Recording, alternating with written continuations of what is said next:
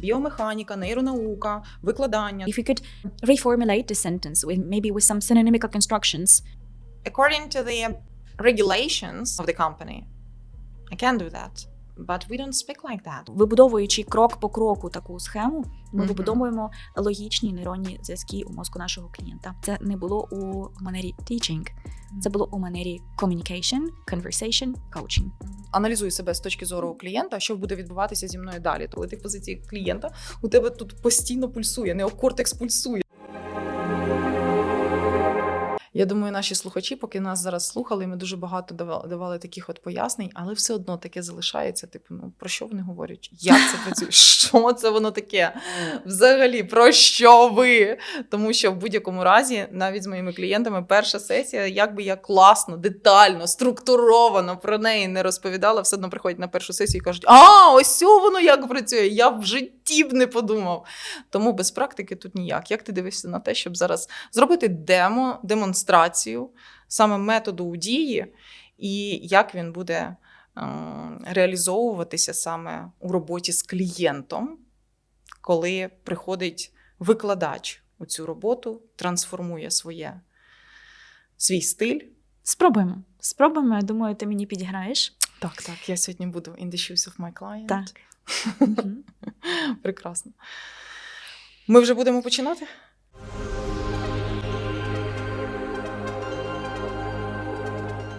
Отже, Альона, ми з тобою домовились про те, що зробимо невеличку демонстрацію для наших викладачів, клієнтів, щоб показати, як працює метод, власне, в дії. І обрали з тобою невеличку граматичну тему модальних дієслів, таку дуже гарячу тему для багатьох, як же ж її подати так, як незвичайно, не як традиційно, але цікаво, і щоб це не звучало, наприклад, за заїждженим трафаретом. Я попрошу тебе перейти на англійську мову. Супер. Так, і спробуємо всю цю демонстрацію зробити повністю англійською мовою. Are you okay with that? Absolutely. Okay. So, Альона, today we're talking about our modal verbs. And I remember during our intro session, you told that modal verbs, they were kind of problem for you and you're really struggling. So could you please tell me what you remember about modal verbs like must, have to, and should? In my IT area, in my company, I truly believe that models, that is not the thing that I need. So I try to avoid them. So what I remember, must, that is something like very hot. Must, you must do that. It's like yelling at the person. When it comes to have to, you have to do that. Actually, maybe something like must, but also pretty aggressive. And should, I remember something like I should do that. I should go to the gym. I should buy some milk, I remember, from the school time. So something like that. Well, you associated all these three words with some obligation as far as I can hear. Am I right? Obligation? Yes. Yes, I believe yes. Okay, you have a point that all of them, they are translated into Ukrainian with one word. Can you remember the typical translation of must, have to, and should? Мушу або мусиш. Right, so this is a problem that we usually have when we teach our clients, right? So when we have to translate a sentence or our idea on our mind, muшу, in different sentences. In English, we have three different options. So let's figure out which option which function has got each of these options. You categorized must as a hot modal verb. What do you mean by that? I mean that if I say that to some of my co-mates or colleagues in the Slack chat, that would be really, really aggressive. So you must do that as if I'm a boss telling what to do. And nobody likes that. I work with the Americans, with the guys from Australia and Asia, and they will definitely, mildly speaking, dislike that style. Okay, and if you compare that with have to, how does it differ? not like the sort of a yelling phrase because you must do that, like very aggressive. So you have to do that, yes, according to the regulations of the company. I can do that, but we don't speak like that. We don't communicate this way. Okay. So if I may ask you about the examples with have to, what would it be? Let's have to, maybe if I read some regulations, maybe some company rules. It's like we've got such document of responsibilities that I have to do something around my specific area of expertise, then I would use this have to. I have to contact clients regarding some IT dilemmas or cases they've got. Or Absolutely, that makes sense. The sentence like I have to contact clients, if it is one of the rules or if it's one of the obligations in the company, that absolutely fits. Let's come back to must. Let me also give you a couple of examples with must so that you could feel maybe some other functions of this modal verb, and I would ask you please to comment on them. Okay. Well, if I say, today is my mother's birthday, and I must buy a beautiful gift. Yeah, that is the obligation, but there is another motivation, more positive one. Okay, there is no aggressive context, yes, right? Yes. Oh, another one. Well, I don't feel that well. I must see my doctor. Okay, so that is like urgency. So something is urgent. But that is about I, and I'm hearing that you're using I must buy, I must see. Does it mean that I can use must talking about myself when I don't want to sound aggressive? Absolutely, or about somebody else. When you say that something is important for somebody, but without imposing obligation, right? So Okay. My mother doesn't feel well. She must see the doctor. Mm-hmm. Right? So some obligation, which is not of the company rules or regulations, but something that we strongly advise. Mm-hmm. Could you please provide your example with must?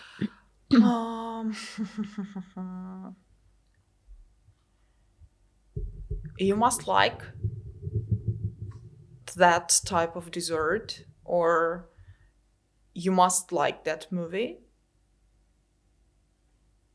because I'm a true fan of that. I truly believe that you will definitely like it.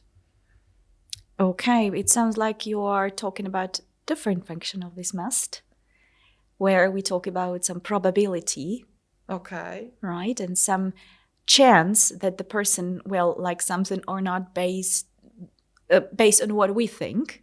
Okay. Right? But let's switch to the examples that I provided. With the before, recommendations. Right? With strong recommendations, strong advice.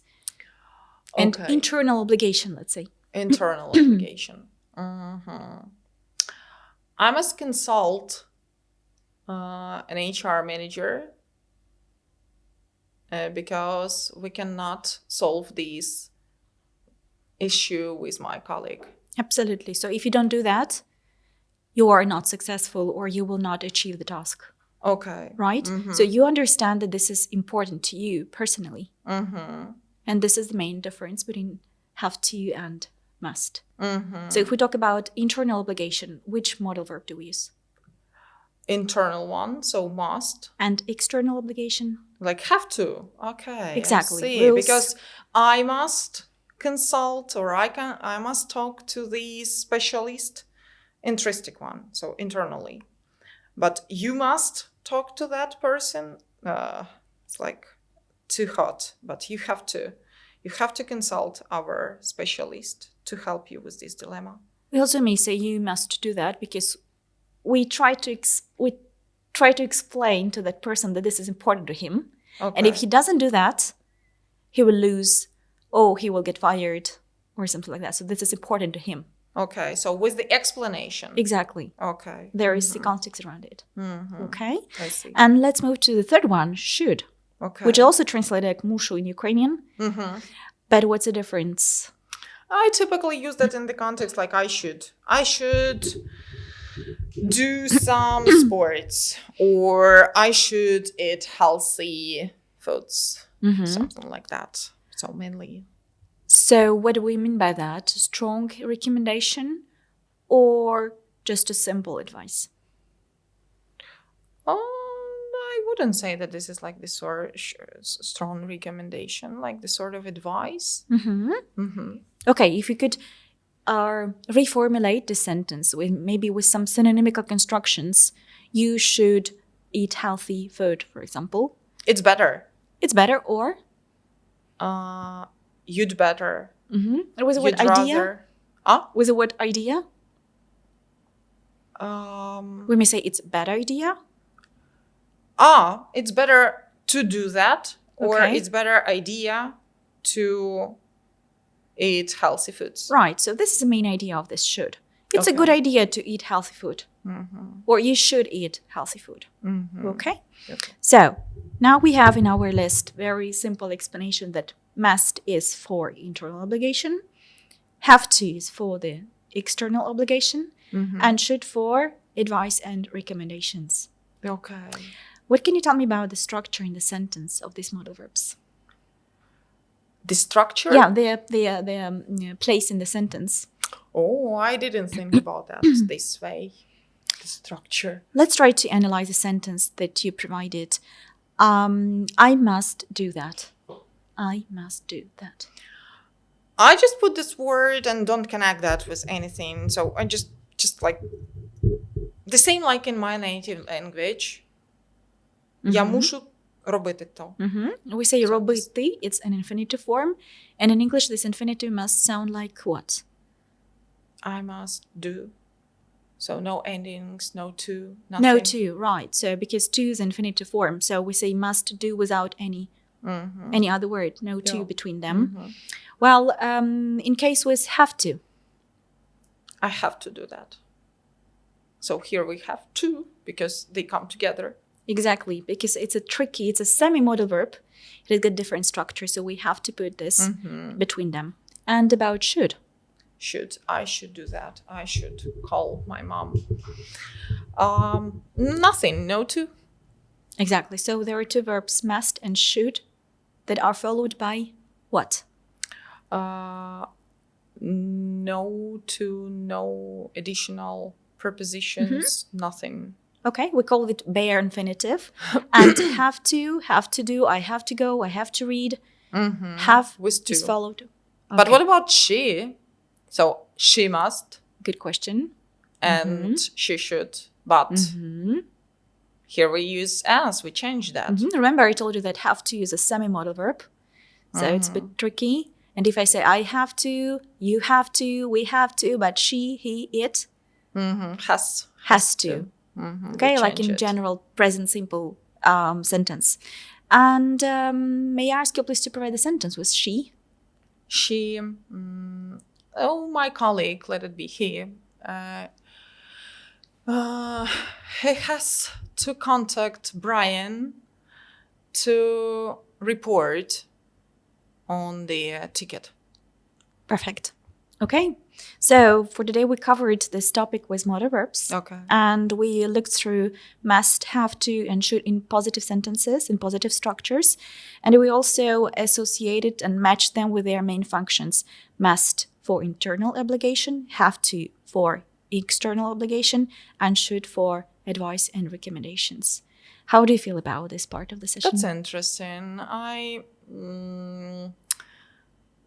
haven't thought about different applications of that different context can change the meanings of the words. That's pretty interesting. Curious, I would say.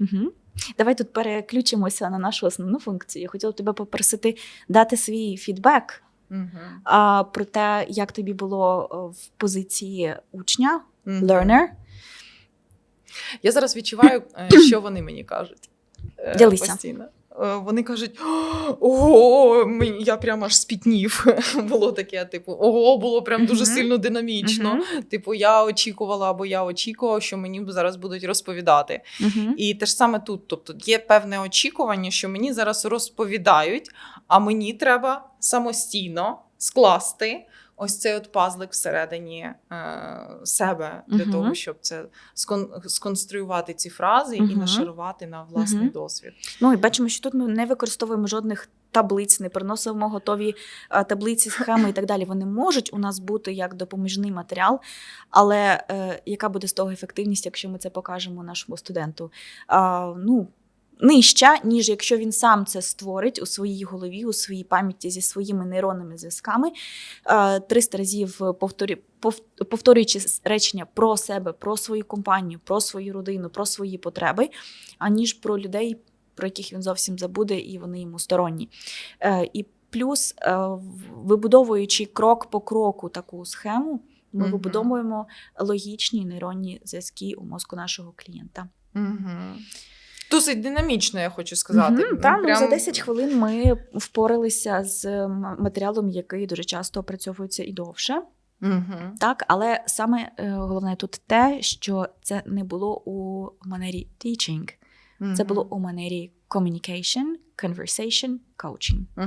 Я зараз аналізую себе з точки зору клієнта, що буде відбуватися зі мною далі. Тобто я далі хочу розвивати цю думку, яка в мене всередині. Тобто вона є. І я далі розумію, що бесіда з тобою закінчиться, і я піду в світ. Але мені захочеться далі розкручувати, де це я бачила, як би я це сказала, що б я далі зробила. Тобто запущений процес навчання самостійного такого, який далі хочеться, а як тут, а яке питання наступний раз Ніні поставити? Типу, далі... запускається механізм... Що далі з цим робити? І ця автономність, типу, хочеться далі продовжити, а поділись зі мною ще там ось таким, а я чула про таке, а що ти знаєш про це? І це ж далі уже таке більш глибинне. Освоєння матеріалу. Відчуття і освоєння. І поєднання з реальністю. Абсолютно. Дуже, дуже тобі дякую. Дякую тобі за роль клієнта. Тебе дуже добре вийшло. По-чесному, брала кейс і намагалася максимально відповідати, як було у мене з клієнтом. Тобто те, що він говорив.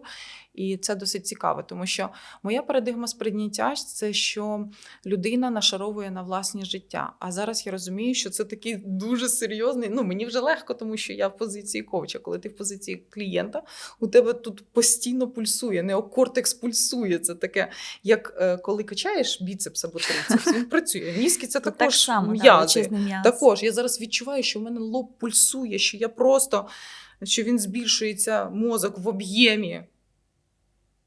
Є таке, але це приємне відчуття, я сподіваюся. Абсолютно. Добре. Дуже тобі дякую. Навзаєм.